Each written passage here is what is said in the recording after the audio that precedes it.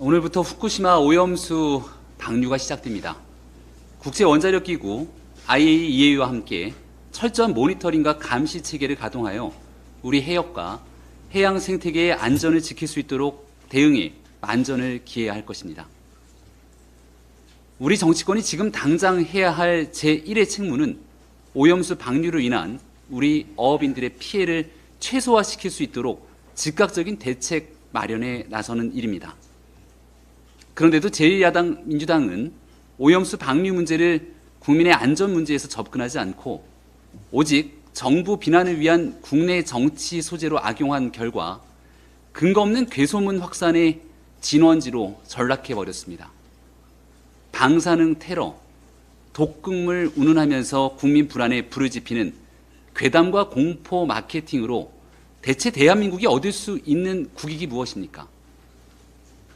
이재명 대표는 오염수 방류에 대해 제2의 태평양 전쟁이라는 황당한 비유까지 대며 반일 선동의 선봉장을 자처했습니다.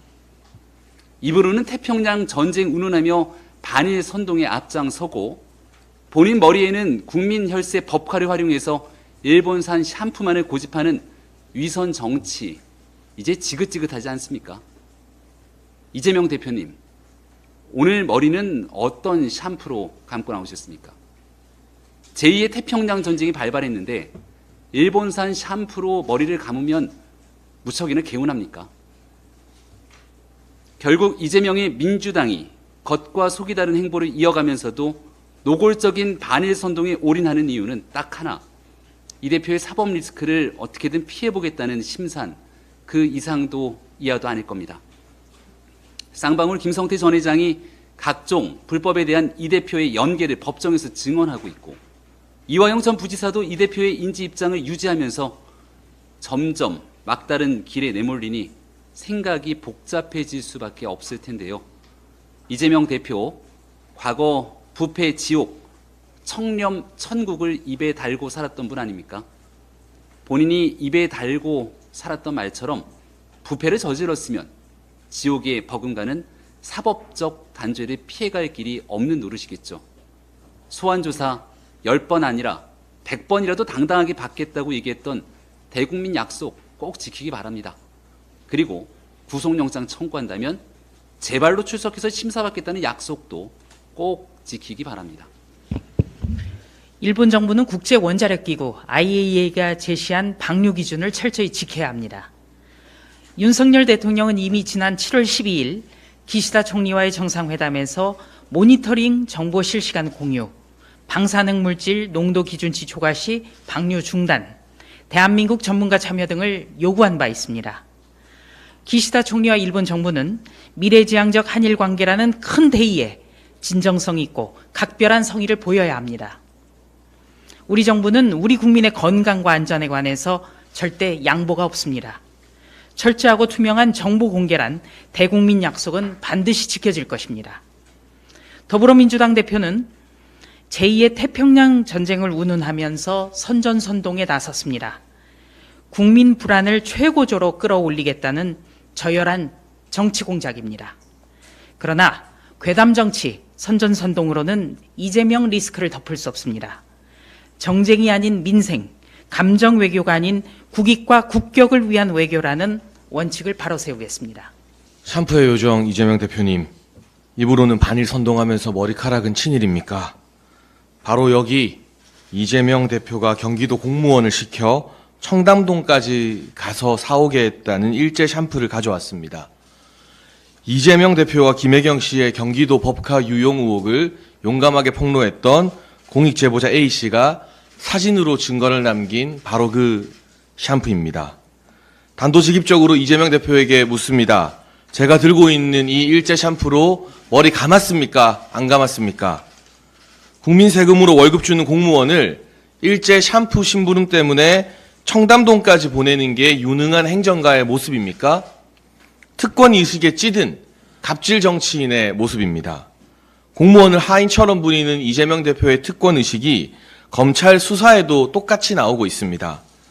대체 어느 피의자가 자기 마음대로 조사를 받겠다고 일방적인 통보를 할 수 있습니까? 평범한 국민은 이재명 대표처럼 조사 시기와 영장 청구를 가지고 검찰에 이래라 저래라 할 수 없습니다. 특검과 갑질이 일상이 된 이재명 대표는 수사기관도 사법부도 자기 발 아래라는 착각을 하고 있습니다. 제가 이 일제 샴푸를 선물로 드릴 테니 시원하게 머리 감으면서 이재명 대표의 특권 의식과 갑질 본능도 같이 씻어내기 바랍니다.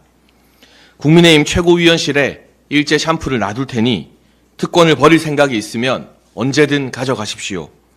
한편으로는 이재명 대표가 참 안쓰럽다는 생각도 듭니다.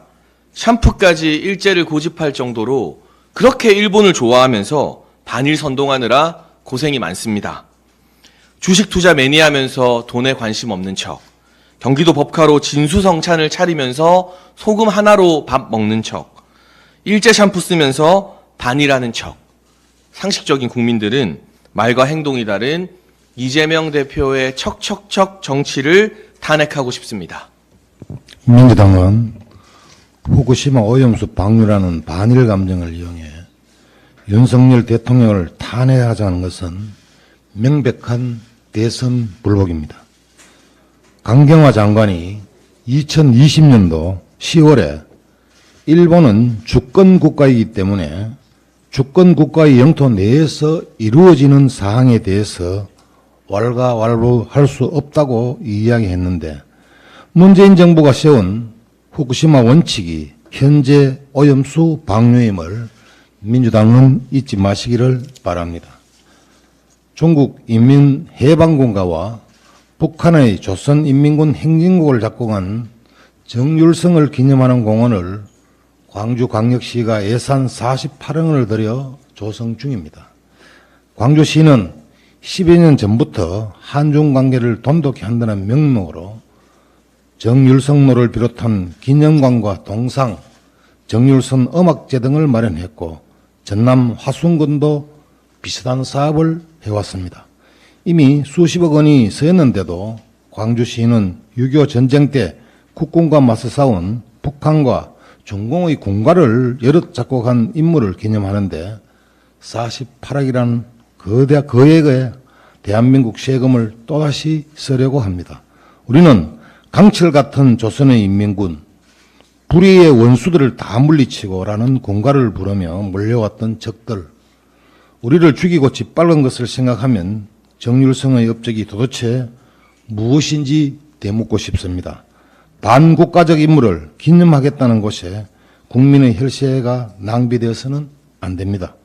오죽하면 광주 출신 연평도 전사자인 모친께서 피눈물을 나게 하고 분노가 치밀어 오르는 사업이라며 항의 메시지를 보냈겠습니까?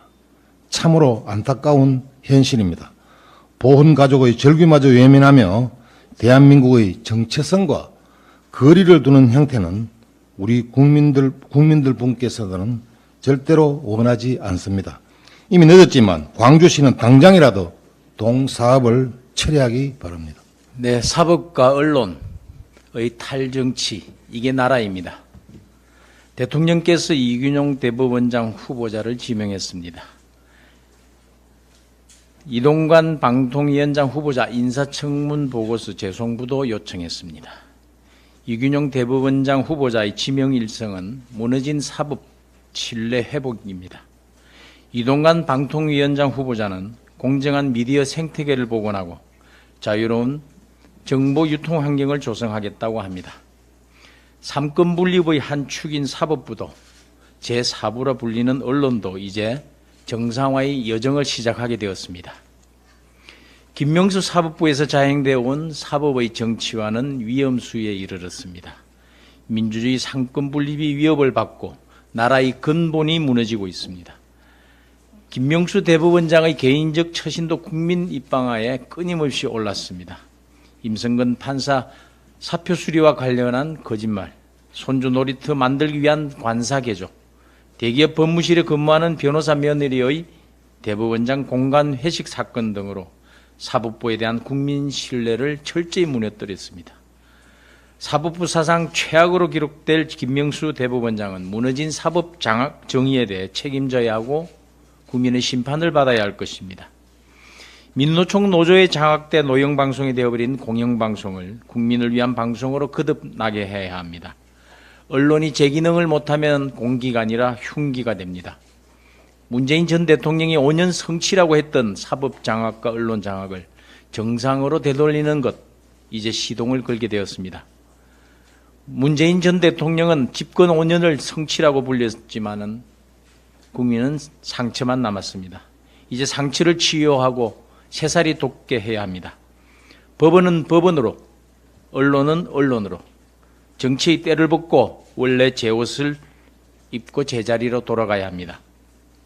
이것이 바로 상식이고 나라 바로 세우기입니다. 사법과 언론은 자유민주주의를 지키는 두 보루입니다. 사법과 언론의 타일 정치화가 완전한 정상화이고 제대로 된 나라입니다. 야당은 명분 없는 반대에 집착할 것이 아니라 조속한 임명 동의로 그리고 인사청문 보고서 채택으로 사법과 언론이 정상적이고 상식적인 길을 갈 수 있게 협조해야 할 것입니다. 그것이 지난 5년간 국민에게 드린 상처를 하루속히 아물게 하는 양약이 될 것입니다.